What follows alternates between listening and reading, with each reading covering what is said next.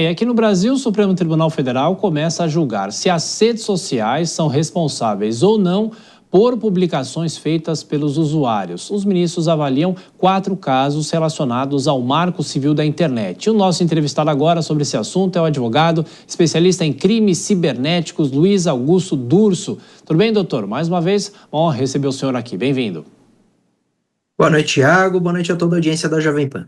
Bom, a gente teve esse exemplo da Austrália, né, que as empresas, as big techs estão reclamando dessas medidas, e eu pergunto para o senhor se eventualmente o Supremo decidir sobre isso. Aliás, o ministro Luiz Roberto Barroso disse que o Supremo está se debruçando sobre isso porque o Congresso Nacional não fez. O senhor acha que as grandes empresas vão reagir de que maneira, doutor, e qual, obviamente, a expectativa para esse julgamento? Bom, hoje começou o julgamento no Supremo Tribunal Federal principalmente do artigo 19 do Marco Civil da Internet, que é exatamente uma previsão legal que tira a responsabilidade das plataformas quando os seus usuários publicam conteúdo. A grande discussão é se elas devem fazer alguma coisa ou não quando esse conteúdo for ilegal. Tirando o debate sobre o que é subjetivo, o que é opinião, a ideia é focar em crimes manifestamente ilegais, terrorismo, racismo, crimes contra as mulheres, etc. Hoje nós tivemos já as manifestações da defesa da Meta, do Google, que disseram que isso não tem que prosperar, que o artigo 19 tem que continuar valendo e que isso poderia afetar de alguma forma a liberdade de expressão. Na parte de amicus curiae, né, esses que se habilitaram a fazer as sustentações orais, a maioria defendeu a inconstitucionalidade, vale dizer, uma maior força na responsabilização dessas plataformas, que teriam, ao final, a possibilidade de um juiz analisar um processo de indenização, e não só o usuário autor, como a plataforma poderiam pagar indenizações. Então, esses seriam os efeitos da mudança, de acordo com a inconstitucionalidade, se assim for julgado, do artigo 19. Isso afeta muito as plataformas, Thiago. Primeiro, financeiramente, porque elas teriam que cuidar melhor do canal de denúncia, avaliar melhor os conteúdos ilícitos, porque na prática o que acontece hoje é que basta a plataforma aguardar a decisão judicial, que ela nunca vai ser corresponsável se não descumprir uma decisão judicial, salvo em conteúdo de pornografia e nudez. Todo o resto basta esperar a decisão judicial. Só que a maioria dos usuários, Thiago, não judicializam a questão. Então, eles podem simplesmente esperar o tribunal e o processo tramitar. Isso dá muita tranquilidade. Se nós tivermos uma mudança, eles teriam que, diante de uma notificação, quando o conteúdo for manifestamente ilegal, agir. Vale dizer, eles teriam que dar mais atenção ao usuário e ao conteúdo. Isso faz com que a plataforma mude muito internamente. Por isso que elas estão, claro, se mobilizando contra. Lembrando que, aí minha opinião pessoal, esse artigo 19, quando a gente debate ele, não tem nada a ver com liberdade de expressão, porque é só sobre a responsabilidade da plataforma. Ele, inconstitucional ou não, o usuário continua publicando e se manifestando como quiser. Vou chamar já, doutor, os nossos comentaristas, Dora Kramer e Cristiano Vilela. Dora, a sua pergunta. Boa noite, doutor Durso. Olha só, caso seja declarado inconstitucional o artigo 19, ele sai, e aí fica um vácuo. Nesse caso, e o Congresso não está se mexendo, portanto, na minha opinião, é porque concorda com as coisas do jeito como estão. Que solução pode dar o Supremo nesse caso? Ou não pode dar solução nenhuma, só cabe ao Congresso? Boa noite, Dora. Prazer em encontrá-la aqui. Obrigado pela pergunta. Bom, os ministros hoje que fizeram, os relatores que fizeram a leitura do seu relatório, já demonstraram qual poderia ser a solução. Nós temos 2 artigos no Marco Civil da Internet que falam de responsabilidade de plataforma. É o artigo 19, que está sendo julgado, e nós temos a exceção no artigo 21, que quando o conteúdo é de pornografia ou nudez, basta o usuário notificar, ele não precisa esperar a decisão judicial. O que os ministros querem é emprestar a interpretação do artigo 21 para alguns conteúdos, e aí o ministro Barroso hoje já, na abertura dos trabalhos, deixou muito claro que não serão qualquer crimes, e eles estão querendo realmente afastar o que é fake news, discurso de ódio, porque é subjetivo e difícil, então me parece querendo focar em crimes que são manifestamente ilegais e graves, pedofilia, terrorismo, esse tipo de conteúdo.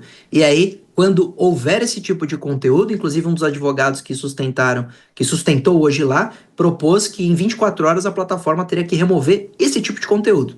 Então, nós iremos acompanhar sem dúvida nenhuma o julgamento, mas poderia ser esta mudança, emprestar a previsão do artigo 21 e trazer a responsabilidade da plataforma se ela for notificada, se o crime for grave e ao final o juiz, lógico, numa ação de indenização, avaliar que a plataforma foi omissa, morosa, negligente, e aí poderia pagar a indenização e ser corresponsável pelo conteúdo junto com seu autor. Vilela.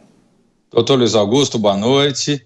Doutor, vamos imaginar que a decisão final seja nessa linha que você colocou agora. Na sua visão, isso substituiria uma legislação para regulamentar o tema? Com base nessa decisão, nós poderíamos dizer que o tema já está atendido, a regulamentação do tema já está atendido, ou a despeito disso, deverá ainda o Congresso Nacional se debruçar e esmiuçar, detalhar um pouco mais essa questão? Boa noite, doutor Vilela, alegria encontrá-lo também, um nobre colega.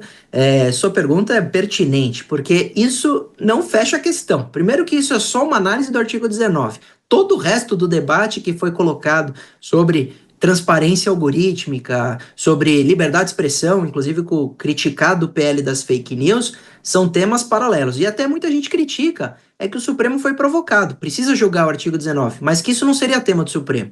Muitos criticam dizendo que isso deveria ser tema do Congresso Nacional, do legislador, da Câmara Federal. Inclusive, o Barroso hoje, o ministro Barroso, abre os trabalhos dizendo: nós estamos colocando em pauta esse tema, que foi suspenso por muito tempo, quase um ano, porque não tramitou na Câmara Federal. Eu penso que o plano ideal seria o legislador tratar sobre o tema, e uma hora ou outra vai tratar sobre o tema, como a Dora bem disse, ou legislando ou não legislando, né? Não legislar também é agir pelo interesse da sociedade. Mas se não legislarmos, doutor, fica claro que lacunas existirão, gerando, a meu ver, insegurança jurídica. Eu dou um exemplo claro para a audiência. Nós tivemos recentemente um embate entre o Supremo e Elon Musk.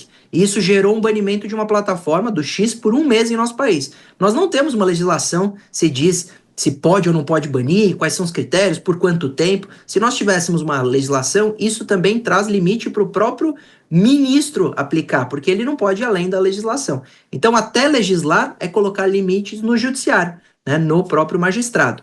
Então, eu defendo uma mínima regulamentação que não interfira em liberdade de expressão, mas eu acho que o tema volta, depois de todo esse julgamento no Supremo, ao Congresso e à Câmara Federal, para termos algum tipo de lei futura, porque ainda virá inteligência artificial e tantos outros desafios que, a meu ver, precisam de alguma regulamentação, mesmo que superficial ou mesmo que não intrusiva, né, não muito plena, não muito completa, pelo menos inicial, para a gente tratar sobre o tema. Doutor Dursi, e rapidamente, eu vi já a manifestação de alguns advogados, alguns especialistas, dizendo o seguinte, que essa investigação da Polícia Federal que nós tivemos, né, nesses últimos dias, em relação à tentativa de golpe no Brasil em 2022, que isso pode fazer com que os poderes discutam essa questão das redes sociais. Você acha que uma coisa tem a ver com a outra?